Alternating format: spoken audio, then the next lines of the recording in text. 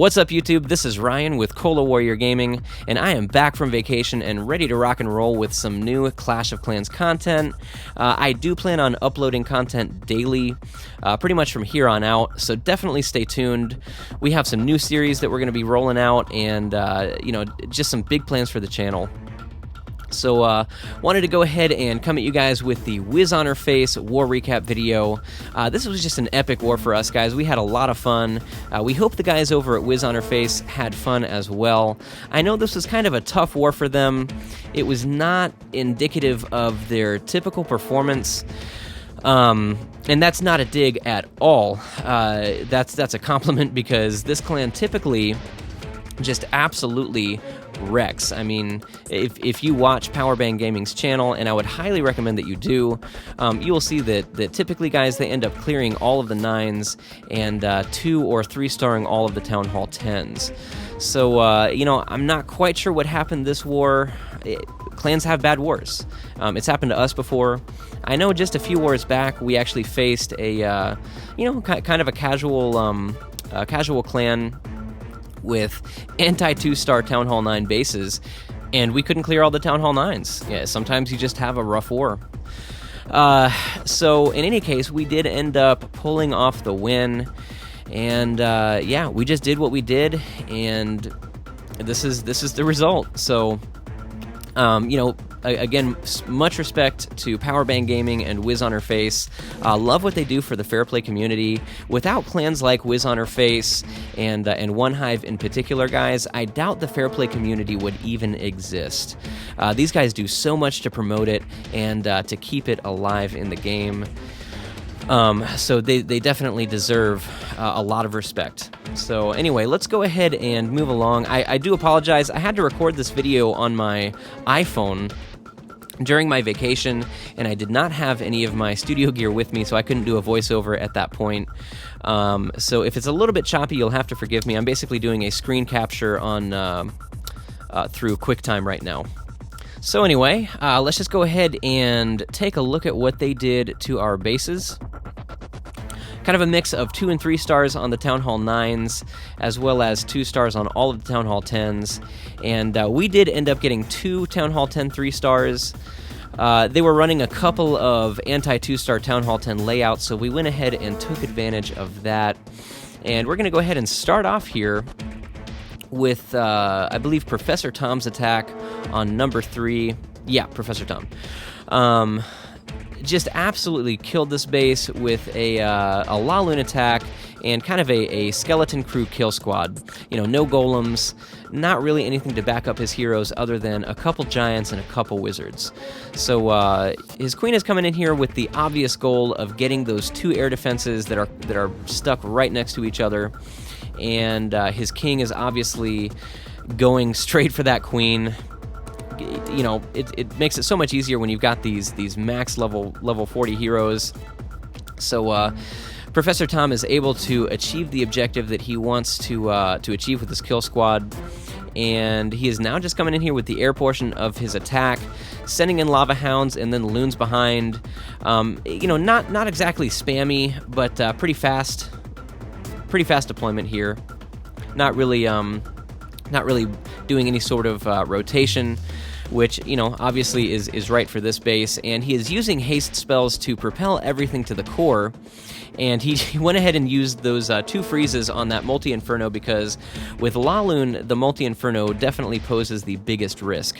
Obviously, it's not good when that single inferno tower locks onto the lava hounds, but the way that Professor Tom sent in his loons made it so that sometimes the loons were actually getting out in front of the lava hounds and taking fire from that single inferno tower, because he had everything under rage in that core.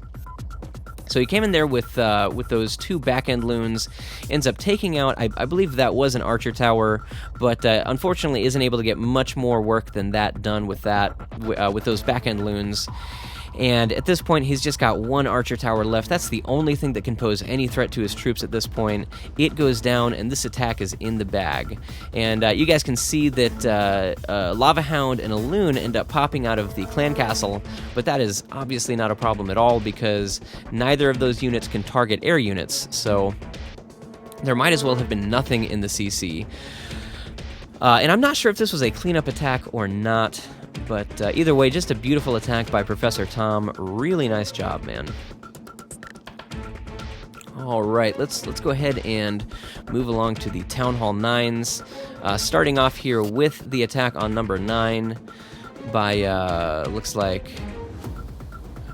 Is that what we're going to do?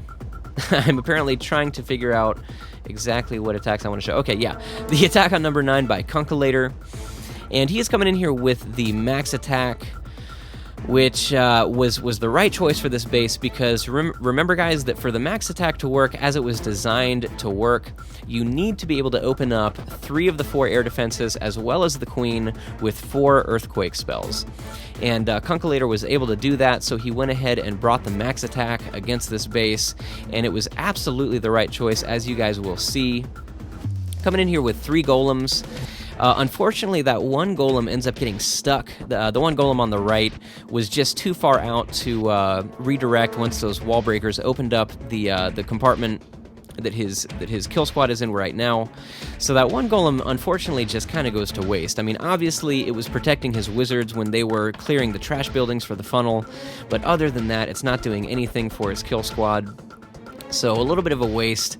Not Kunkalator's fault. It's kind of hard to predict just how far out your golems can be before they will not redirect when you send in wall breakers or drop a jump. So in any case, his kill squad is just tearing through this base, and he's actually at this point already taken down 3 out of the 4 air defenses. So very successful push, and his king is getting stuck on that elixir storage and does not reroute to the Queen once she starts shooting him. So that was a really kind of an odd, some odd behavior from the king there. Maybe a little bit of an AI fail.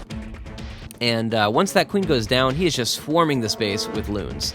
Not really doing any sort of rotation. You know, I'm not super well versed in the max attack. I've never used it myself. But in any case, Kunkalator gets the job done, and he gets it done with style. Has so many loons left over at the end of this. At this point, there's just 1 Tesla and 2 Archer Towers still up. Unfortunately, that one sweeper is kind of keeping those 3 loons out of the game, but he's still got a pretty big clump that ended up getting in behind it, and they take down that last Archer Tower, and it is game over.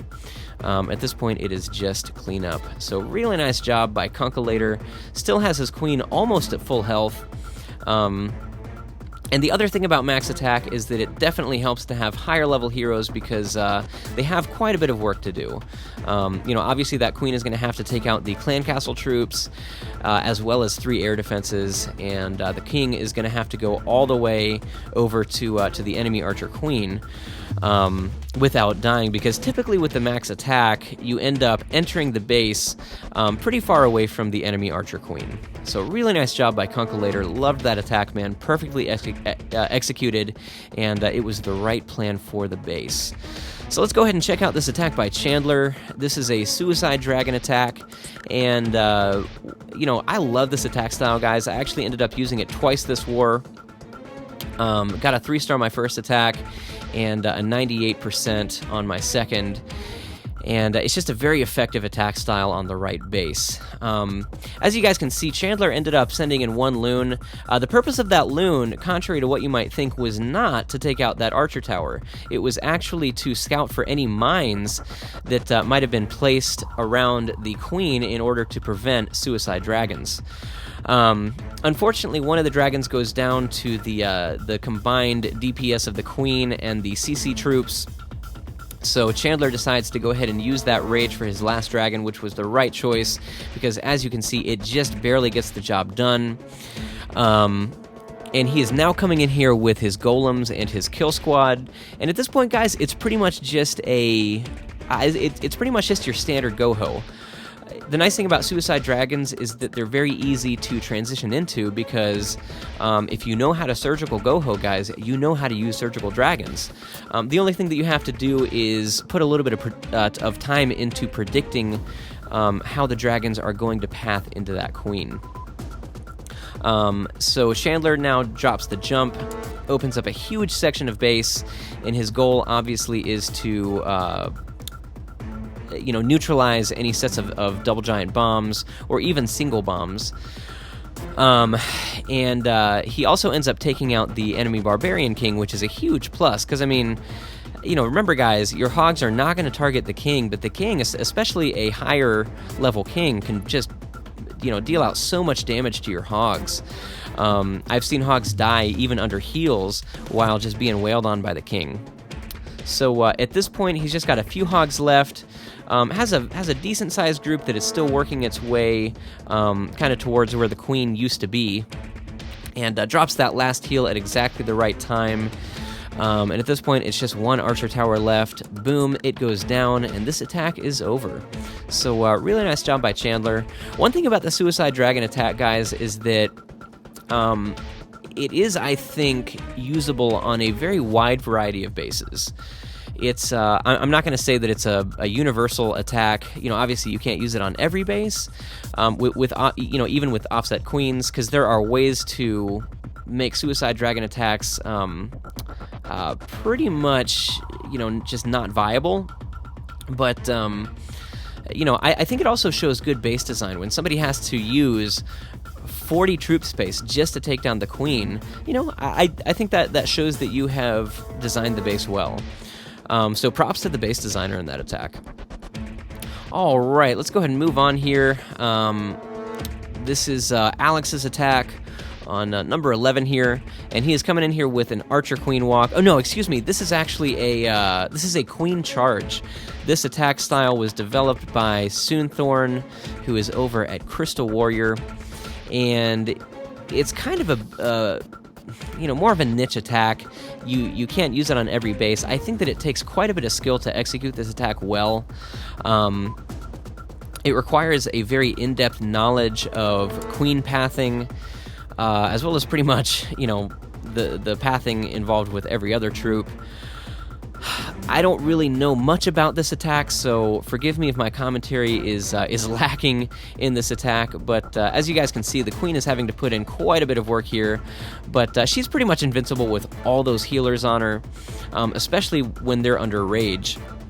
So the CC just melts under that enraged Archer Queen. And his Barbarian King, I don't even know what the Barbarian King is supposed to do in these attacks. But one thing about these attacks, guys, with the Queen charge, is that it's very difficult, I think, to plan out your hog pathing, because really you just kind of have to see which defenses are targeting your queen, and then you just got to send in your hogs on those defenses. So I could be wrong about that, but it seems to me that this attack is quite a bit more difficult to plan out when it comes to hog pathing. So, as you guys can see, the queen has just absolutely torn through the core of this base, and Alex made very good use of his, I think he just brought like 15 or 16 hogs, by sprinkling them in as the defenses were firing on the Archer Queen. And at this point, it is just a cannon and an Expo left, and that Expo is currently targeting his level 30 queen, which has quite a bit of health. And the Expo goes down, still has 3 hogs left for cleanup, as well as some wizards working their way around the trash ring on this base, and of course that beefy level 30 queen. So really nice attack by Alex. That is actually the first time that I have seen the queen charge being used in our clan. Alright, so let's go ahead and check out this attack on number 16 by our boy Aaron.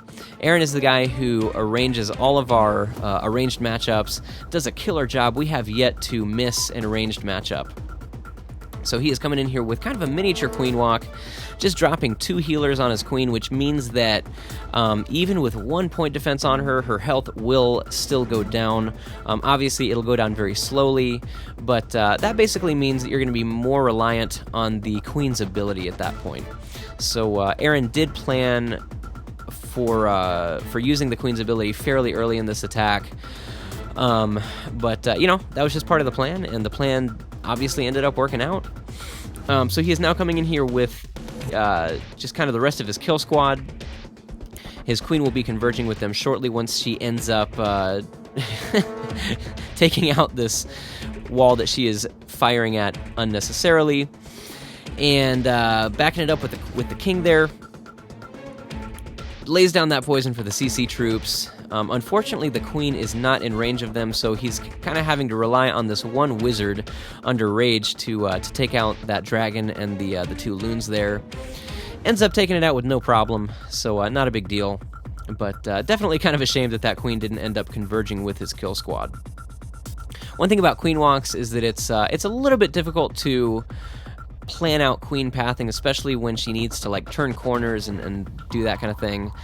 But Aaron is now just swarming the eastern part of the space with hogs, because he had that one pack, which was kind of his suicide pack of hogs, but he did not plan on, I don't think he was planning on using so many hogs in his initial push. But he has enough hogs left over to get the job done, and just ends up kind of barely squeaking by here, but he still gets the 3-star on a very tough base. So very impressive attack. At this point, it's just 1 mortar and 1 cannon left, and as well as a few skellies that are going to end up whittling down his hog pack until I believe he's just left with 1 hog. But he has quite a bit left for cleanup. His queen is still at full health. His king is almost at full health. And he still has 1 hog left, as well as a wizard and a couple goblins, it looks like. So really nice job by Aaron. Very clean attack. It's kind of unfortunate that the queen did not end up kind of rerouting to join up with his kill squad, but definitely didn't end up hurting him too bad. All right, let's go ahead and check out some lower level attacks now. Starting with this attack on number 28 by our boy Jamie. Jamie is a longtime member of W.A.R. Raiders, and he is bringing a very similar attack on this base. Jamie has some pretty beefy level heroes, but this is still a very challenging base regardless of your troop and hero levels. I'm not sure if Jamie needed 3 loons for that 1 archer tower. I think he might have been planning on there possibly being like an air mine or an air trap or something like that. Because we've actually seen that in a lot of our arranged wars with these better clans that have really good base designs. They'll have one defense that's outside the range of the air defenses, and you'll think, oh, okay, that's going to be easy for me to pick off, to just snipe with a couple loons. And you end up dropping those loons, and a couple air bombs pop out and just nuke your loons. So I think Jamie was right in using 3 loons there, because this was a fresh hit, I believe. So he's now coming in here with his kill squad fairly early on, and I like the way that he delays his wall breakers to let his wizards, to just give them more time to work on the defensive buildings there. Once they get past those trash buildings, they are going to start targeting the defensive buildings, and if you send in those wall breakers too early, then the golems will end up converging on a single point and leaving your wizards without any tanking. So I like the way that Jamie was very patient with his wall breakers there. So he still has both healers up. His queen is at full health. King is just dropped his king nice and late. Obviously has already taken out the enemy archer queen and is making his way to these double giant bomb sets that he wants to neutralize. And, excuse me, you know what? I think this actually was a cleanup attack, because he knew where this set of double giant bombs was.